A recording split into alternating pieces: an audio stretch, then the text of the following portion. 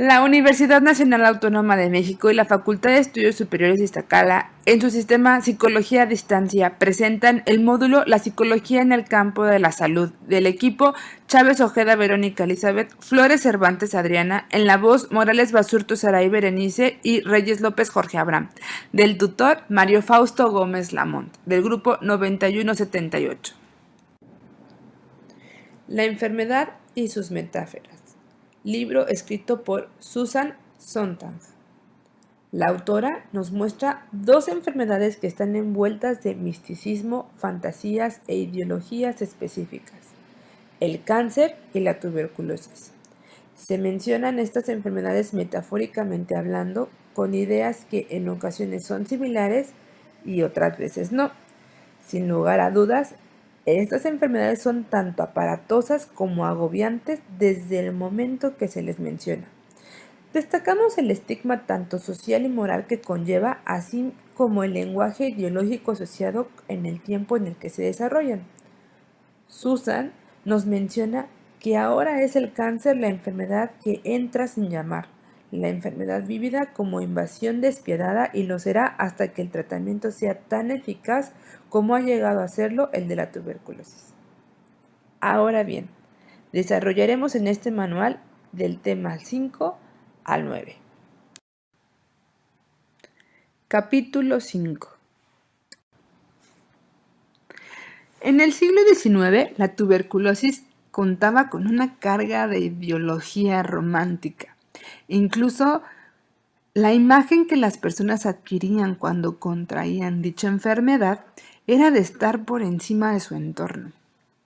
Aquí la autora nos hace referencia de La montaña mágica, en donde el personaje, Hans Castorp, se hace más singular y más inteligente que antes cuando se da cuenta de que contrajo la enfermedad. Así, la tuberculosis lo enaltece.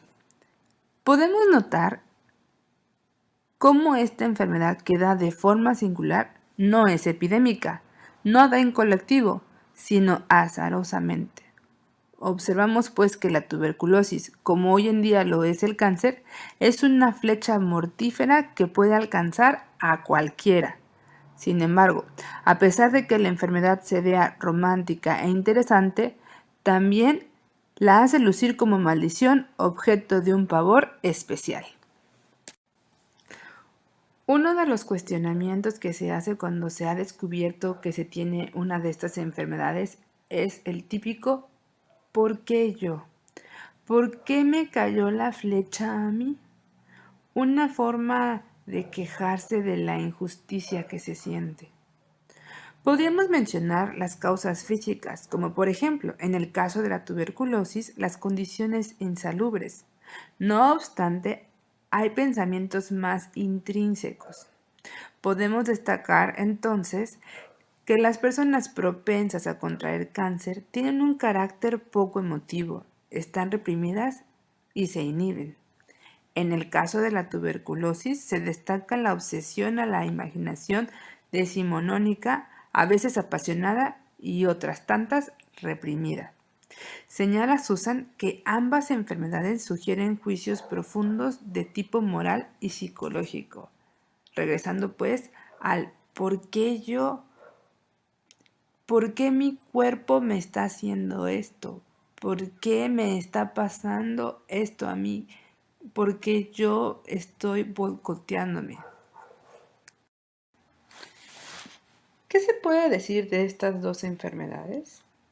Recalquemos que este tipo de enfermedad no es colectiva, por lo que no es una epidemia que queja a una comunidad, sino que da a la persona en singular, ya sea hereditaria o no.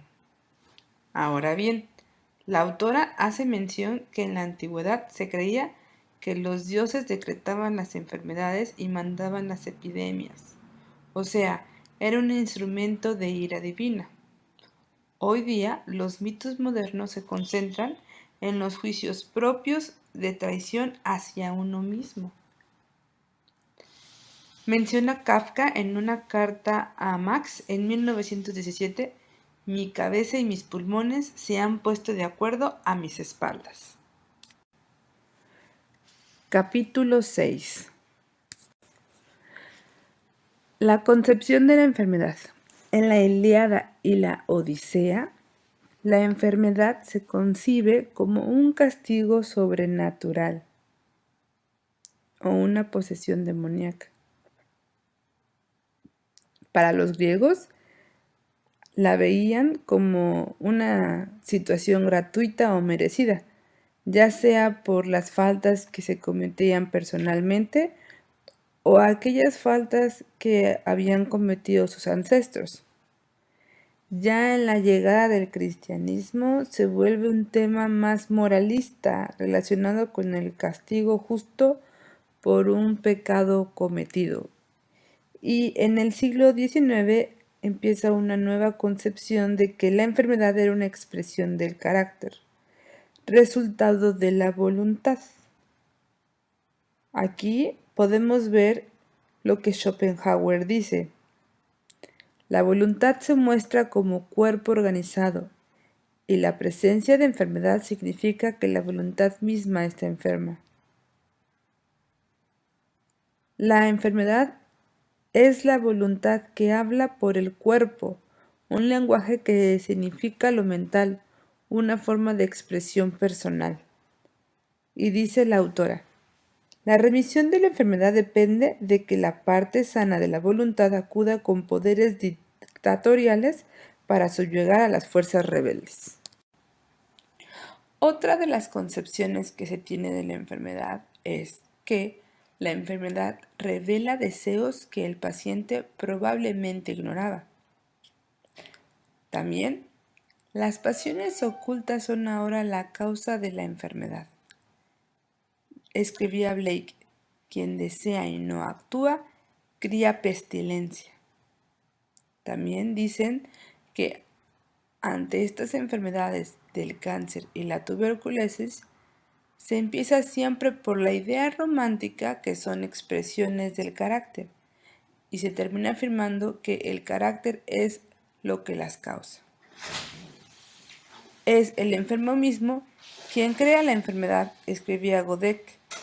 Él es la causa de su enfermedad y no hay por qué buscar otra. Da una lista de meras causas externas.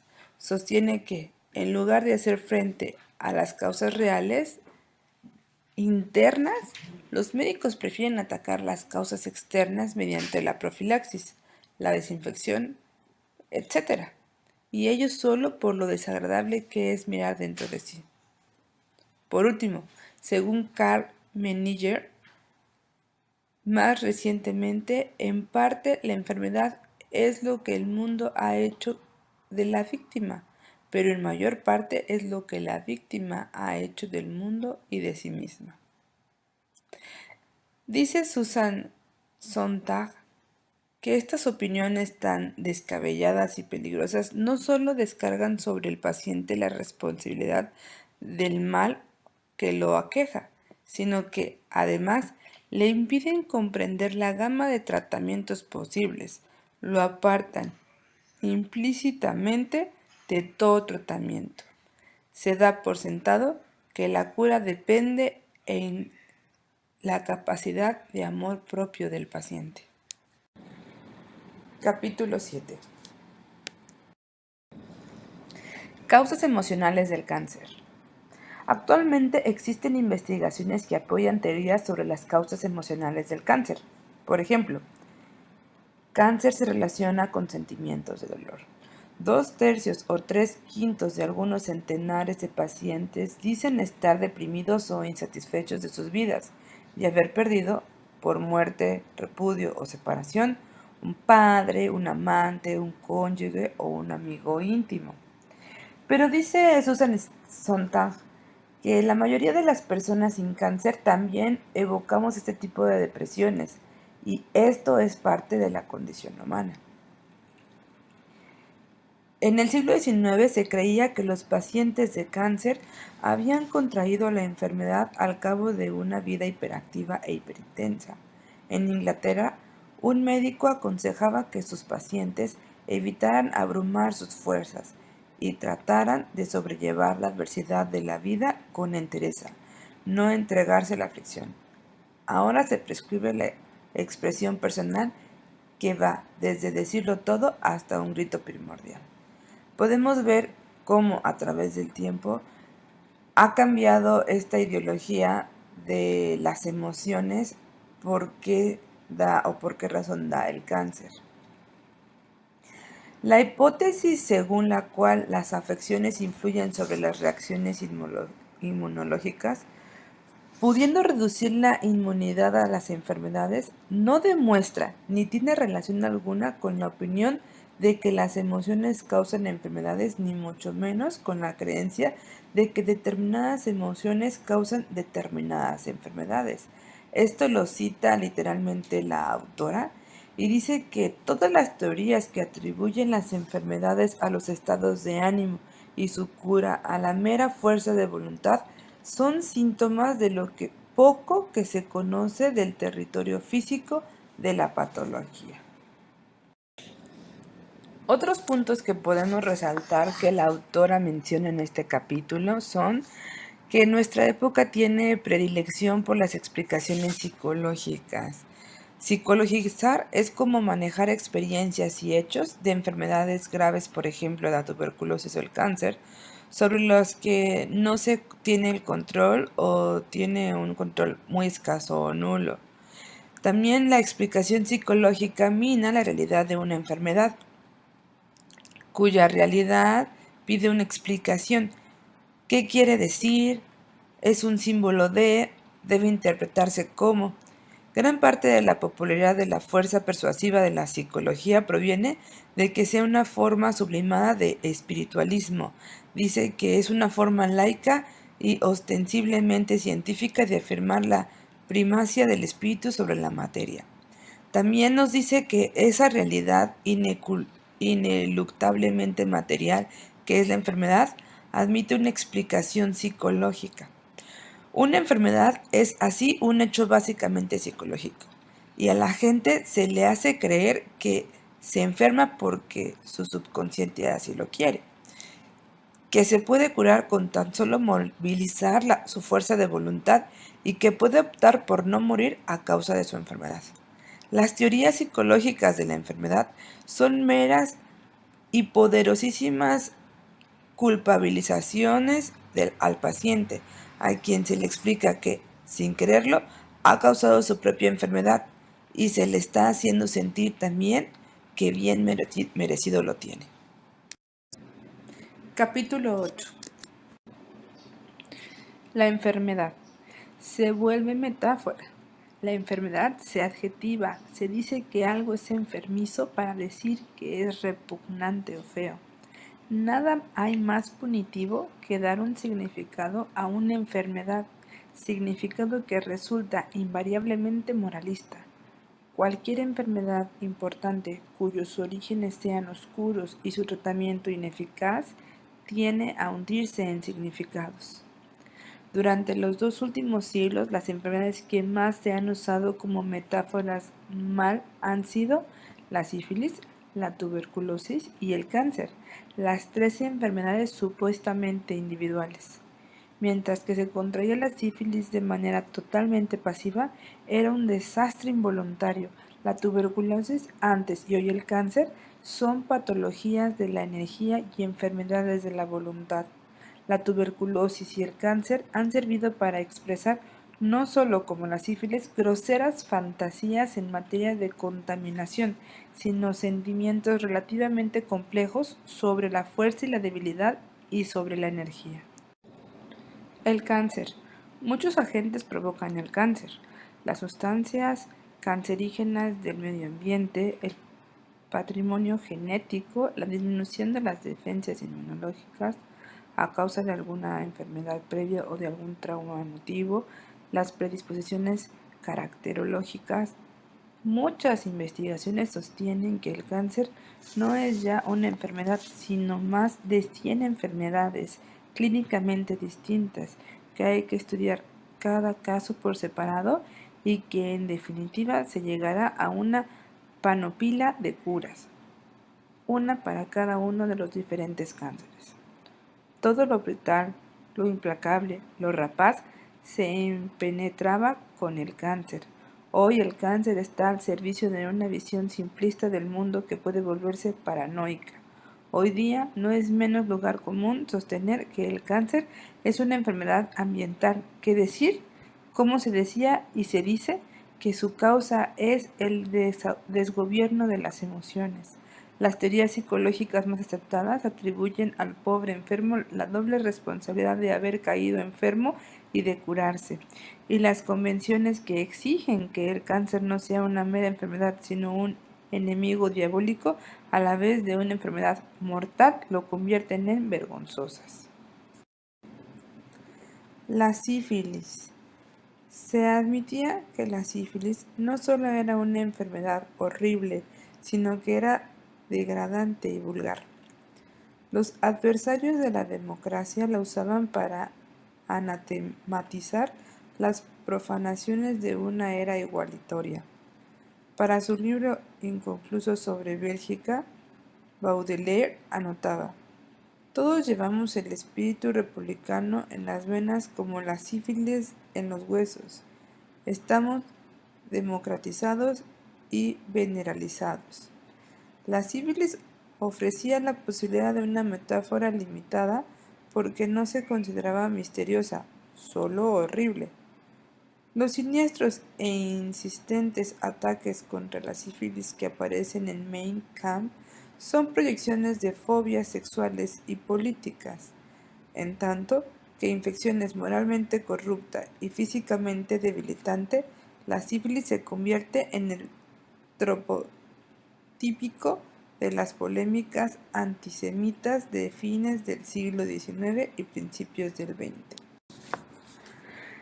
La tuberculosis era el mal misterioso, la enfermedad de las 1000 causas, exactamente como hoy el cáncer, al que se le atribuyen 1000 orígenes, aunque la enfermedad misma se queda por resolver.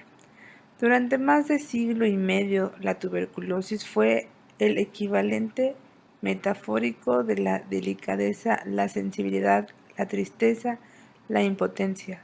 La tuberculosis era una enfermedad al servicio de la visión romántica del mundo. La tuberculosis era una metáfora ambivalente, a la vez que una maldición y el emblema del refinamiento. La tuberculosis era la peste blanca, desde que se tiene conciencia de la existencia de la polución ambiental. Capítulo 9. Por último, las metáforas patológicas. Siempre han servido para reforzar los cargos que se le hacen a la sociedad por su corrupción o injusticia. La imaginería patológica sirve para expresar una preocupación por el orden social, dando por sentado que todos sabemos en qué consiste el estado de salud. Estas metáforas no proyectan la idea actual de una dada enfermedad maestra, en la que lo que está en juego es la misma salud. Las enfermedades maestras, como la tuberculosis y el cáncer, son más concretamente polémicas. Se las usa para proponer nuevos criterios de salud individual y para expresar una insatisfacción por la sociedad como tal. Las metáforas patológicas modernas son todas poca cosa. Además, los que tienen realmente la enfermedad nada ganan con oírla nombrar constantemente, como si resumiera todo el mal. Solo en sentido extremadamente restringido puede decirse que tal hecho histórico o tal problema son como enfermedades. Todo el interés de la metáfora reside precisamente en su referencia a una enfermedad tan sobrecargada de mitificación y tan agobiada por la fantasía de un destino ineluctablemente fatal. Denotan tan precisamente las vastas deficiencias de nuestra cultura, la falta de profundidad de nuestro modo de encarar la muerte, nuestra angustia en materia sentimental, nuestra negligencia y nuestras imprevisiones ante nuestros auténticos problemas de crecimiento, nuestra incapacidad de construir una sociedad industrial avanzada que sepa concretar el consumo y nuestros justificados temores de que la historia siga un curso cada vez más violento. Aquí termina el libro, agradecemos su atención.